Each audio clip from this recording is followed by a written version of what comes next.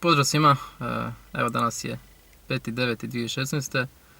I ne mogu više reći koliko je prošlo vremena na Roakutanu, zato što više nisam na Roakutanu, ali otprilike prošlo negdje mjesec i pol nakon uzimanja zadnje tablete, pa eto da napravim jedan kratki mali video o tome kakva je situacija sada, kakve su mi nuspojave i da li se nešto razlikuje ovih mjesec i pol u odnosu na onaj period kada sam uzimao ove tablete.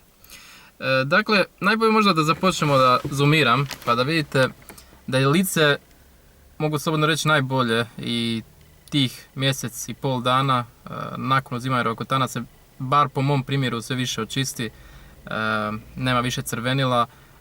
Eto, dobio sam neke upite da li mi je možda izašla koja akna. Izvišli su mi ovih mjesec i pol dvije, ako se dobro sjećam, no to su bile zaista onako dosta male aknice, nikakve neki slučajevi nekih upalnih velikih bolnih, znači nije to, samo onako malo, eto, valjda tek toliko da se pojavi. Tu sam na parkiralištu ispred jednog trgovačkog centra, pa vidim da mi sunce sad ide, možda će i pomoći da se bolje vidi, ajmo mi to zoomirati. Dakle, lijeva strana lica, ne znam da se dobro vidi, čini mi se da se vidi dobro, okrenuo sam ovu malu kamericu. Lijeva strana lica, kao što vidite, jako dobra, nema uopće nikakvih ni crvenih akni, ni crnih, iako crne nisam toliko ni imao, ali baš nikakvih akni, crvenila. Jako sam zadovoljan. Desna strana je isto, kao što vidite, možete vidjeti u mojim prethodnim videima da nikad nije bilo baš ovako dobro. Dakle, stvarno sam jako ugodno iznenađen. Usnice, kao što vidite, vratile su se u normalu. Evo vidite. Brada je ok. Nos je ok. I čelo je super. Cjelokupna situacija.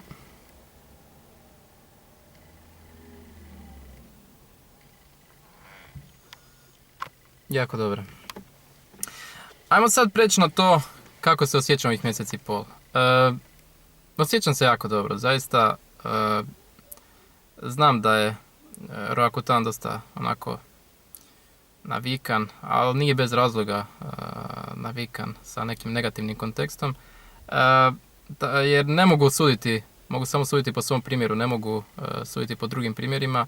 Dakle, ja ono što kažem, samo kažem iz svog primjera. Dakle, koliko mi se čini, bar za sad, je meni dosta, kao što vidite, pomogao, pogotovo zato što nisam iskusio neke ozbiljnije nuspojave. Jedino sam primijetio nakon tuširanja da mi malo koža suša, malo onako ko da malo onako svrbi, ali ne traje dugo, možda nekih 5 do 10 minuta. I to je to zapravo od tih nuspojava koje sam primijetio. Glava mi nije boljela nakon uzimanja zadnje tablete, nije mi ni krv iz nosa išla,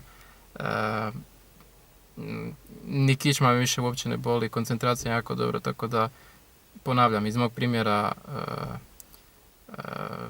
jako dobro. Što bi još mogu reći? Da, naručio sam još jednu za svoju dušu, što se kaže. Jedno ispitivanje, dakle, još jedno vađenje krvi za jetru. To ću sad vaditi kod doktorice tamo u četvrtak, ja mislim, tako da završimo tu priču kako spada. Još uvijek izbjegavam sunce koliko mogu, jer gledam na način, ako sam već do sada sve se klonio sunca i izbjegavao ga da mi slučajno ne dođe, da me sprži, da mi dođu neke fleke. Pa rekao sam, ajde još malo, kad sam ih imao 9 godina akne i kad sam izdržavao toliko da nisam bio vani, tako neke situacije, onda mogu još koliko traje ovaj val vrućina. Uskoro ću objaviti još neki video vezano za akne i nešto što sam naišao, kako ljudi pišu, u vezi akne i Roakutana, pa da kažem neko malo svoje mišljenje u vezi cjelokupne te stvari. Eto, dragi moji, to je bilo to i ja vas pozdravljam. Čujemo se ubrzo. Pozdrav.